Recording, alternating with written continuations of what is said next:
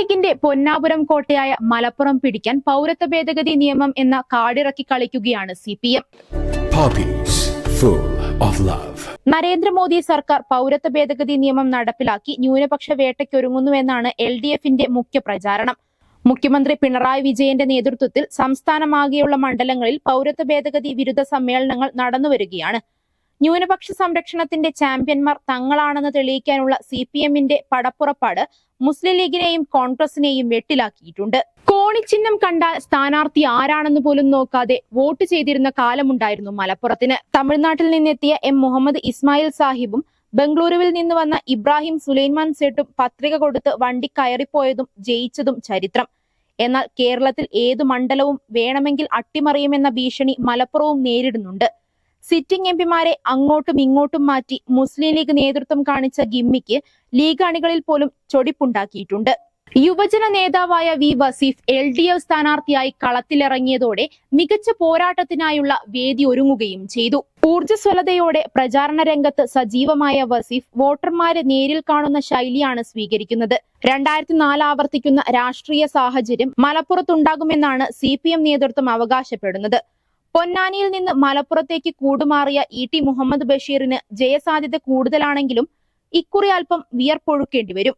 പൗരത്വ ഭേദഗതി നിയമത്തിനെതിരെ മുസ്ലിം ലീഗിന് ഉറച്ച നിലപാടെടുക്കാൻ കഴിയാത്തതും കോൺഗ്രസിന്റെ മൃദുഹിന്ദുത്വ സമീപനങ്ങൾക്ക് അവർ സഖ്യകക്ഷിയാകുന്നതും തിരിച്ചടിയാകുമെന്നാണ് CPM അവകാശപ്പെടുന്നത്. NIA ഭേദഗതി നിയമം, മുത്തലാഖ് നിയമം തുടങ്ങിയ വിഷയങ്ങളിൽ ലീഗിന്റെ നിലപാടില്ലായ്മയുണ്ടെന്നും ഇത് LDFന് ലീഗ് ക്യാമ്പുകളിൽ നിന്ന് വോട്ട് ലഭിക്കാൻ കാരണമാകുമെന്ന കണക്കുകൂട്ടലിലാണ് CPM.